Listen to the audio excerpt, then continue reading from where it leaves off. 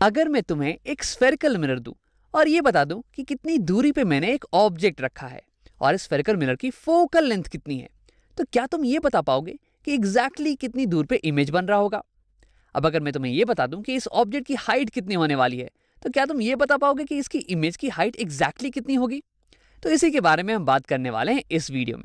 देखो, यहाँ हमें दिया हुआ है एक कनकेव मिरर और इसकी फोकल लेंथ ये हमें दी हुई है कुछ स्मॉल एफ, और इससे कुछ यू यूनिट्स की दूरी पे रखा हुआ है एक ऑब्जेक्ट यू यूनिट्स की दूरी पे ऑब्जेक्ट डिस्टेंस हमें दिया हुआ है, और इस ऑब्जेक्ट की हाइट भी हमें दी हुई है, height of the object HO। तो ये सारी चीजें हमें दी हुई है, गिवन। हाँ, और हमें पता लगाना है कि इमेज ये कितनी दूरी पे बन रहा है। तो मान लेते हैं कि इमेज कुछ V यूनिट्स की दूरी पे बन रहा होगा, ये हमें पता लगाना है। और हमें ये भी पता लगाना है कि इमेज की हाइट कितनी होने वाली है, हाइट ऑफ इमेज HI, ये भी हमें पता लगाना है। तो देखो, ये असल में फिजिक्स का सवाल नहीं है, ये मैथ्स का सवाल हो गया। यहाँ पे हम ज्योमेट्री का इस्तेमाल करने वाले हैं और कुछ ट्रायंगल्स को हम सिमिलर कर देंगे, और उसके बाद हमें दिखेगा कि कुछ साइड्स हमें दी हुई हैं और कुछ साइड्स के बारे में हमें पता लगाना है। तो आओ इसे करते हैं। तो यहाँ हमें पता लगाना है कि इमेज की डिस्टेंस और इमेज की हाइट क्या है। अब अगर तुम डायग्राम में देखो तो यहाँ से यहाँ तक की दूरी हो गई इमेज की डिस्टेंस, और ये हो गई इमेज की हाइट, और हमें दिया हुआ है ऑब्जेक्ट की डिस्टेंस और ऑब्जेक्ट की हाइट, और डायग्राम में ये हो गया ऑब्जेक्ट की डिस्टेंस और ये हो गई ऑब्जेक्ट की हाइट। तो क्या कोई रिलेशनशिप है ऑब्जेक्ट की डिस्टेंस हाइट और इमेज की डिस्टेंस हाइट के बीच में? तो अगर तुम ध्यान दो तो तुम्हें दिखेगा कि ये ऑब्जेक्ट और इमेज के जो स्पेसिफिकेशंस है ना, ये असल में दो ट्रायंगल्स के साइड्स हैं। इन दो ट्रायंगल्स की मैं बात कर रहा हूं। देखो, इमेज डिस्टेंस और इमेज हाइट ये इस ब्लू वाले ट्रायंगल के साइड्स हो गए, और ऑब्जेक्ट डिस्टेंस और ऑब्जेक्ट हाइट ये हो गए इस पिंक वाले ट्रायंगल का साइड। और अगर तुम और ध्यान दो तो तुम्हें दिखेगा कि ये दोनों ट्रायंगल्स ये सिमिलर ट्रायंगल्स हैं। सिमिलर कैसे? तो देखो, यहाँ पे ये वाला एंगल इस ब्लू वाले ट्रायंगल में, ये एंगल ये तो 90 डिग्रीज है, ये तो परपेंडिकुलर है ना। और सिमिलरली इस पिंक वाले ट्रायंगल में ये वाला एंगल ये भी 90 डिग्रीज है, क्योंकि ये भी परपेंडिकुलर है। अब अगर मैं इस एंगल की बात करूं तो पिंक का ये वाला एंगल ये ब्लू के इस वाले एंगल के बराबर होने वाला है। ये दोनों ही एंगल्स बराबर हो जाएंगे, और ऐसा इसलिए क्योंकि ये है इंसिडेंट रे और ये यहाँ से हो गई रिफ्लेक्ट, तो ये हो गई रिफ्लेक्टेड रे, और ये तो है नॉर्मल, तो यानी कि ये हो गया एंगल ऑफ इंसिडेंस और ये हो गई एंगल ऑफ रिफ्लेक्शन। और लॉस ऑफ रिफ्लेक्शन के हिसाब से ये दोनों एंगल्स बराबर होने चाहिए। तो यानी कि इस ब्लू ट्रायंगल की ये दोनों एंगल्स बराबर हैं इस पिंक ट्रायंगल के ये दोनों एंगल्स के। अब अगर दो एंगल्स बराबर हो गए तो तीसरा एंगल भी तो बराबर ही होना चाहिए ना, क्योंकि एक ट्रायंगल के सारे एंगल्स का सम 180 होता है। अब देखो, अब क्योंकि एंगल सारे बराबर हो गए तो यानी कि मैं कह सकता हूं कि ये दोनों ट्रायंगल सिमिलर ट्रायंगल्स हैं, एंगल सिमिलैरिटी के कॉन्सेप्ट के हिसाब से। अब अगर दो ट्रायंगल सिमिलर होते हैं ना तो उनके साइड्स ये इक्वल प्रोपोर्शन में होते हैं। वैसे इसका मतलब बस इतना सा हो गया कि इस पिंक ट्रायंगल की जो हाइट है ये जितनी बड़ी है ना इस ब्लू ट्रायंगल की हाइट से, उतनी ही बड़ी इसकी हाइपोटेन्यूज, पिंक की हाइपोटेन्यूज होने वाली है ब्लू की हाइपोटेन्यूज से, उतनी ही बड़ी पिंक की बेस होने वाली है इस ब्लू की बेस से। यानी कि मैं लिख सकता हूं कि इन दोनों ही ट्रायंगल्स के साइड्स इक्वल प्रोपोर्शन में होने वाले हैं। इसका मतलब कि ये साइड इज टू ये side HI divide by HO, height of object, ये बराबर होने वाली है किसी भी और दो साइड्स के रेशियो के, हाइपोटेन्यूज के रेशियो या फिर ये बेस का रेशियो। तो यहाँ पे हाइपोटेन्यूज से तो हमें मतलब है नहीं, तो केवल बेस की बात करते हैं। यानी कि इस साइड की लंबाई इज टू इस साइड की लंबाई के। अब ये लंबाई ये तो इमेज डिस्टेंस के बराबर है V, तो ये बराबर होने वाला है V डिवाइड बाई ये साइड, ये हो गई U के बराबर, object distance V by U। तो यहां हमने रिलेट कर लिया है जो हमें दिया हुआ था और जो हमें पता लगाना था इन दोनों को। लेकिन देखो, ये तो अभी भी एक ही इक्वेशन है, हमें HI और V ये दोनों ही पता नहीं है, ये दोनों ही अननोन है। एक इक्वेशन और दो अननोन, ये तो बड़ी नाइंसाफी है यार। तो हमें एक और इक्वेशन की जरूरत पड़ेगी। तो इन ट्रायंगल्स को हटाते हैं और किन्हीं और ट्रायंगल्स पे फोकस करने की कोशिश करते हैं, किन्हीं ऐसे ट्रायंगल्स पे जहां पे फोकल लेंथ का भी इस्तेमाल हम कर सकते हो, क्योंकि फोकल लेंथ की भी वैल्यू हमें दी हुई है ना। तो मैं चाहूंगा कि तुम वीडियो को पॉज करो और एक बार खुद से ट्राई करने की कोशिश करो, किन्हीं दो ऐसे ट्रायंगल की बात करना, किन्हीं दो ऐसे ट्रायंगल को ढूंढना जिसमें फोकल लेंथ का भी हम इस्तेमाल कर सकें और एक रिलेशनशिप निकाल सकें। अब अगर तुमने ट्राई कर लिया है तो आओ देखते हैं। देखो, फोकल लेंथ हो गई यहां से यहां तक की दूरी, यानी कि ये वाली साइड। अब देखो, मुझे एक ट्रायंगल दिख रहा है, ये ये और यहाँ ये हो गया एक ट्रायंगल जिसमें कि फोकल लेंथ भी इंक्लूड हो रहा है। लेकिन देखो ये ट्रायंगल तो राइट एंगल है नहीं यार, तो इसे सिमिलर करने में थोड़ी दिक्कत आने वाली है, तो इसकी बात नहीं करते हैं, कोई राइट एंगल ट्रायंगल ढूंढते हैं। तो अगर तुम ध्यान दो तो मुझे दिखेगा एक ये वाला ट्रायंगल, यहाँ से ये और ये वाला ट्रायंगल, इसमें भी फोकल लेंथ आ रहा है। और ये वाला ट्रायंगल ये सिमिलर होने वाला है एस ट्रायंगल के, ये छोटा सा ट्रायंगल एस के। देखो मैं इनकी बात कर रहा हूँ, इसे मैं हाईलाइट कर देता हूँ। हाँ, तो देखो ये ट्रायंगल और ये ट्रायंगल ये दोनों ही सिमिलर होने वाले हैं। अब कैसे?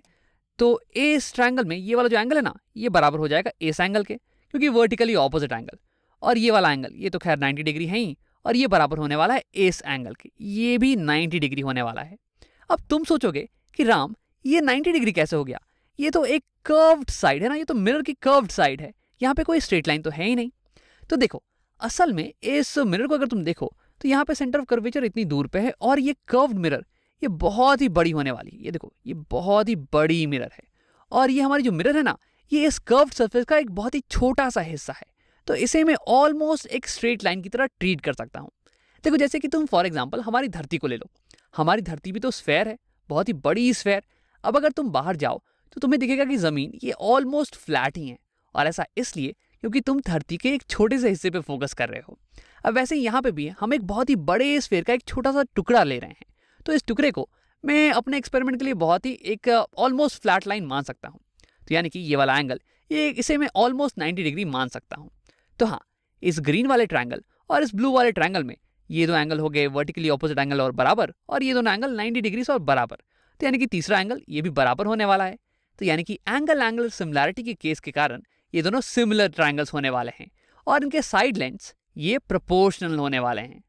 तो क्यों नहीं तुम एक बार खुद से ट्राई करते हो इस केस में इक्वेशन ऑफ प्रोपोर्शनैलिटी लिखने का, जैसे कि हमने पिछले बार लिखा था। अब अगर तुमने ट्राई कर लिया है तो अब देखते हैं। देखो इस केस में मैं लिखूंगा इस ब्लू वाले ट्रायंगल की हाइट डिवाइड बाय इस ग्रीन वाले ट्रायंगल की हाइट, यानी कि HI डिवाइडेड बाय इस ट्रायंगल की हाइट। अब ये कितनी है यार? तो अगर तुम ध्यान दो तो तुम्हें दिखेगा कि ये हाइट बराबर है इस हाइट के, height of object HO। HI by HO ये बराबर होने वाला है इस ब्लू वाले ट्रायंगल की बेस डिवाइड बाय इस ग्रीन वाले ट्रायंगल की बेस के। अब इस बेस की लेंथ ये है कितनी? तो देखो ये हो जाएगी इस पूरी लेंथ माइनस इस लेंथ के बराबर, और ये पूरी लेंथ ये होने वाली है V इमेज डिस्टेंस के, और ये लेंथ बराबर होने वाली है F फोकल लेंथ के। तो यानी कि ये दूरी, ये वाली दूरी ये बराबर हो जाएगी V माइनस F के। अब उसे लिख लेते हैं V minus focal length F divide by इस ग्रीन ट्रायंगल के बेस लेंथ के, और ये लेंथ है F के बराबर, फोकल लेंथ के बराबर, यानी कि V minus F divide by F के बराबर। तो ये आ गई हमारे पास सेकेंड इक्वेशन, इक्वेशन नंबर 2। अब हमारे पास दो इक्वेशंस हैं और हमारे पास दो अननोन्स हैं। मैं इन दोनों इक्वेशन को सॉल्व करके इन दोनों की वैल्यू निकाल सकता हूँ। अब यहाँ से केवल अलजेब्रा बचता है, यहाँ पे हमारी ज्योमेट्री भी खत्म हो चुकी है, तो अब थोड़ी सी जगह बना के अलजेब्रा भी कर लेते हैं। अब देखो यहाँ पे लेफ्ट हैंड साइड में है HI बाई HO, और ये सेकेंड इक्वेशन में भी लेफ्ट हैंड साइड में है HI बाई HO। तो यानी कि इन दोनों को मैं राइट हैंड साइड्स को मैं रिलेट कर सकता हूँ।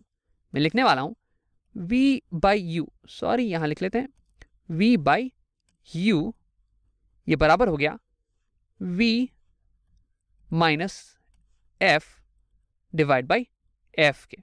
अब अगर मैं क्रॉस मल्टीप्लाई करूँ U और F को यहाँ पे ऐसे ऐसे, तो मेरे पास आ जाने वाला है ये VF हो गया लेफ्ट हैंड साइड में, VF is equal to V into u, V into u minus F into u, F into you.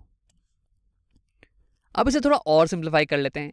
मैं दोनों साइड VUF से डिवाइड कर देने वाला हूं, divide by VU and F।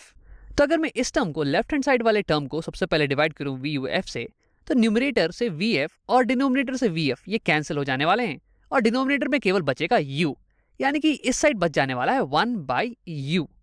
अब उसे लिख लेते हैं 1 बाई U।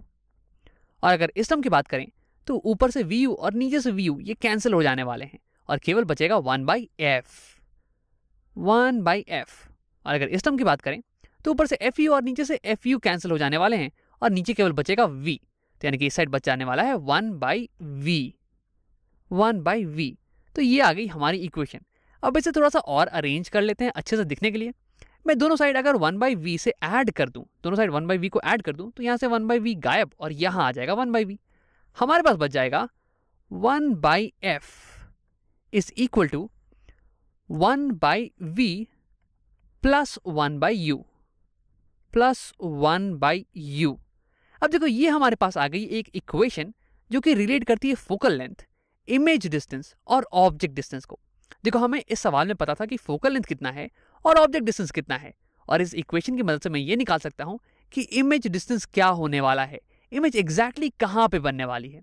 और यहां से मैं v की वैल्यू को उठा के अगर इस इक्वेशन में डाल दूं तो देखो यहाँ पे u की वैल्यू मुझे पता है, ho की वैल्यू दी हुई है, v की वैल्यू मैंने निकाल ली। तो अब इसकी मदद से मैं hi यानी कि हाइट ऑफ इमेज, इसकी वैल्यू भी कैलकुलेट कर सकता हूं। तो यानी कि इस सवाल में हमें पता लगाना था इमेज की डिस्टेंस और इमेज की हाइट, और हमने उन दोनों को ही पता लगा लिया है। हमने एक इक्वेशन को भी निकाल लिया है जो कि हमेशा फोकल लेंथ, ऑब्जेक्ट डिस्टेंस और इमेज डिस्टेंस को रिलेट कर सकता है। लेकिन देखो असल में ये इक्वेशन ये एक पर्टिकुलर केस के लिए वैलिड है। देखो हमने जो एग्जांपल लिया था ना, उसमें हम एक कनकेव मिरर ले रहे थे और ऑब्जेक्ट की एक रियल इमेज ही बन रही थी। लेकिन क्या होगा कि अगर ऑब्जेक्ट को मैं कुछ ऐसी जगह पे रखूं कि वर्चुअल इमेज बने और कनकेव मिरर की जगह पे मैं कन्वेक्स मिरर को ले लूं, तो उस केस में ये वाला इक्वेशन ये होल्ड ट्रू नहीं करने वाला है। देखो ये एक जनरल इक्वेशन नहीं है, ये एक बहुत ही स्पेसिफिक केस के लिए इक्वेशन आया हमारे पास। अगली वीडियो में हम ट्राई करेंगे एक जनरल एक्सप्रेशन निकालने की, एक ऐसा एक्सप्रेशन जो कि किसी भी स्फेरिकल मिरर के किसी भी टाइप ऑफ इमेज के लिए वैलिड हो और हमें इन सब की रिलेशनशिप दे दे।